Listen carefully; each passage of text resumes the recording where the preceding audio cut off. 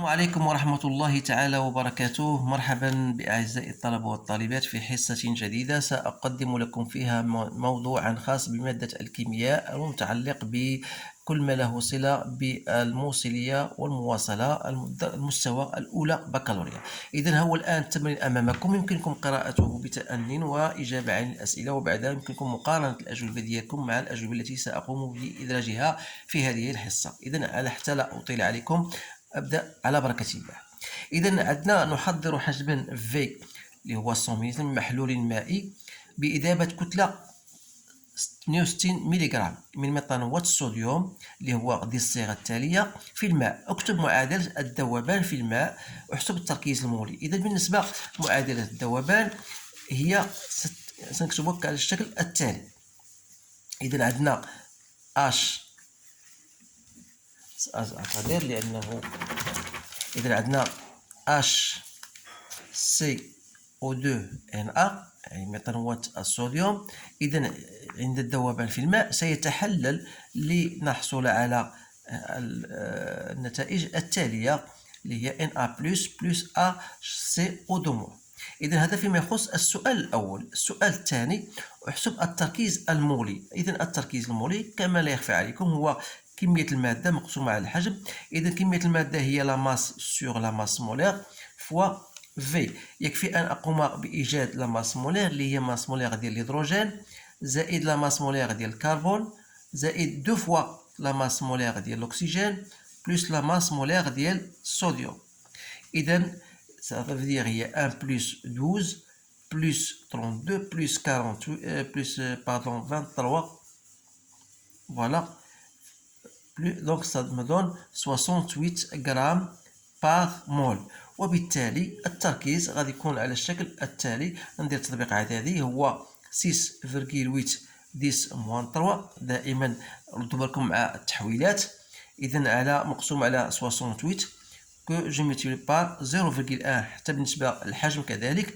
إذا غنلقى 0,01 مول بار لتر. إذا فوالا التركيز المولي. السؤال الموالي اللي هو إذا علمت أن ذوبان ميثانوات الصوديوم في الماء يكون كليا احسب تراكيز الأيونات الموجودة في المحلول بمول بار متر مكعب. إذا من خلال العلاقة أو من خلال لا رياكسيون ديال الذوبان تلاحظوا بان عندنا انمول هنا انمول، يعني ان التركيز ديال الايونات ديال HCO2 هو نفسها التركيز ديال Na+. اذا هذه من الملاحظه. اذا غنديروا بان التركيز ديال HCO2 هو نفسه التركيز ديال Na+ اللي هو سي سيتادير 0,01 مول باغ لتر. ولكن هنا خاصنا نديرو اون مول باغ متر كوبيك، يعني انه 0,01 مول باغ لتر. اذا خاصنا نضربو في 10 موان 3 بوغ لو روندر مول باغ متر مكعب. اذا فوالا اجابه على السؤال. السؤال الرابع اعطي تعبير الموصليه بدلاله تراكيز الايونات الموجوده في المحلول. اذا هناك علاقه كلكم تعرفوها، وهي ان الموصليه ما هي الا مجموع لاندا اكس اي، ستادير عندنا لاندا ديال Na بلس لاندا ديال HCO2-. فوالا. اذا بما ان التركيز ديال Na+ هو التركيز ديال SH اللي هو سي، دونك غتولي عندنا هاد السيغما هي لاندا Na+ بلس لاندا HCO2- الكل في سي. اذا تطبيق عددي. إذا التطبيق العددي يعني أن السيغما هي 5 بلس 5,5 اون فاكتور دو 10 موان 3. ثم في التركيز اللي هو 0,01 هذه 10 على بويسونس عفوا هنا لأن التركيز هنا عندنا 0 مول باغ لتر. إذا بغينا نرجعوها باغ متر كوبيك تنضربو 10 على بويسونس 3. عفوا هنا أعتذر. دونك هنا 10 على بويسونس 3 باش يمكن لنا نسامبليفيو. إذا هاد الوحدات ردوا بالكم معاهم مزيان لأن يمكن تكونوا تقعوا فيهم الخطأ. إذا غتعطينا هي 0,105. دونك سي جو ماك 105 غنحتفظ غير بالشيء ابري لا فيرغول. دونك سيمنس متر موان زه. فوالا هذا فيما يتعلق بطبيعة الحال بالموصلية. الآن فوالا السؤال الخامس نضيف حجما في بريم من الماء المقطر إلى المحلول السابق. إذن أن قمنا بعملية التخفيف، ثم نقوم بقياس مواصلة جزء من المحلول الجديد باستعمال خلية قياس المواصلات ذات الخصائص التالية. عندنا S وعندنا L. إذا نقيس قيم التوتر U وشدة التيار الفعال، فنجد هذه التعابير أو هذه العلاقات أو هذه المقادير. أعطي التركيب التجريبي بالنسبة لقياس المواصلة. إذا بالنسبة لهذا التركيب التجريبي تعرفون بأن لكم في الدرس. إذا غادي نقوم بتقريبا عندنا نحتاج إلى أمبيرمتر الذي نربطه فوالا عندنا واحد الصفيحة الأولى، ثم ما نساوش بأن هناك واحد الفولتمتر إذا لحساب التوتر.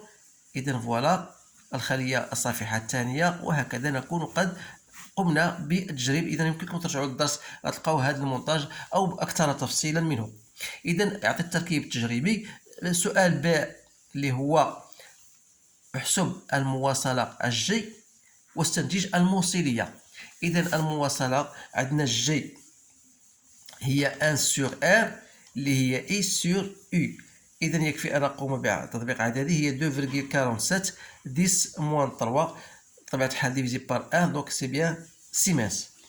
إذا عندنا جي إيكال كا سيغما. من هنا استنتج بطبيعة الحال السيغما اللي هي جي سور كا، حيث أن ك شنو هي اس سور ال. اس سي 3,21، دونك 10 موان 4، لأن عندنا سنتيمتر أو كاري خصك تحولو للمتر أو كاري بطبيعة الحال، ثم ديفيزي بار ال اللي هي 1 سنتيمتر ستادير 0,01. دونك اون ا تروفي ك، دونك سي 3,21 10 موان 2 متر، وبالتالي السيغما égale 2,47 10 moins 3 que je divise par 3, 21 10 moins 2, donc je trouve à peu près 0,08 Siemens mètre moins 1. إذا تلاحظوا من خلال هذه القيمة ديال السيغما، كلما كان التخفيف كلما كانت السيغما هي الموصلية هي تتناقص مع التخفيف. هذه غير ملاحظة ممكن إدراجها في هذه الحصة. إذا الآن احسب تراكيز الأيونات الموجودة في المحلول. إذا كيسيون احسب المواصلة واستنتج الموصلية. قلنا سي احسب تراكيز الأيونات الموجودة في المحلول الجديد. إذا عندنا أولا احنا خصنا نقلبوا على هاد نسميوها اللي تكون هاد أيونات تركيزها هو سي بريم.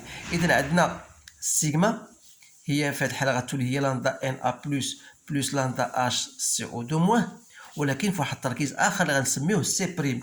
اذا علما ان هاد سي بريم هي التركيز ديال ان ا بلس اللي هي تساوي فعلا التركيز ديال اش سي او 2 موان، ولكن التركيز هذا سيتغير فيصبح سي بريم.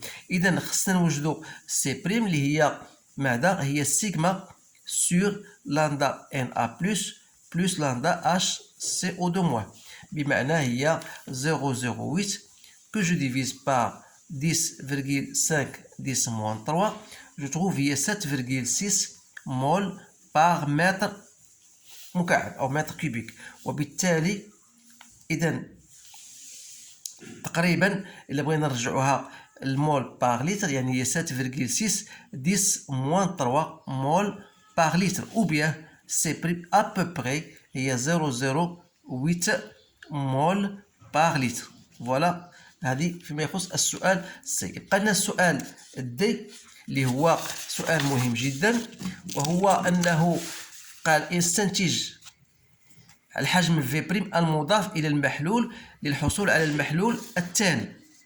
إذا هنا شنو كان عندنا في الأول؟ كان عندنا واحد المحلول اس فوالا تركيزه سي وحجمه في. إذا بعد إضافة الماء حجم في بريم أصبح عندنا واحد المحلول آخر تركيزه سي بريم وحجمه أخذ في توتال اللي هو في بلس في بريم. نعلم أن كمية المادة اللي كانت هنا هي نفسها كمية المادة اللي كاينة هنا. إذا يعني أن العلاقة ديال كمية المادة يعني أن هنا غتكون عندنا سي، هنا كان عندنا واحد حجم في بريم، إذا عندنا سي في بريم غتساوي ماذا؟ سي بريم في توتال.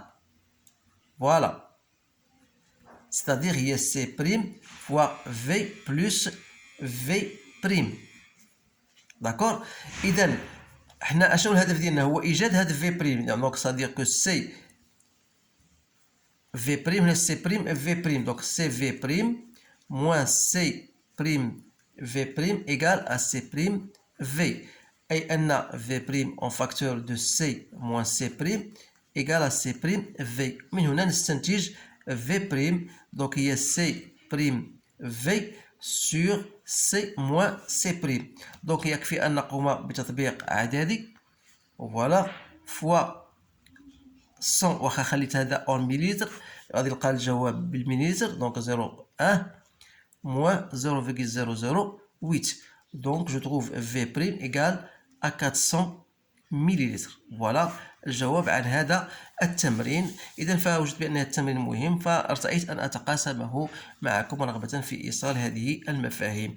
إذا أشكركم على انتباهكم وأتمنى لكم حظا سعيدا، والسلام عليكم ورحمة الله تعالى وبركاته.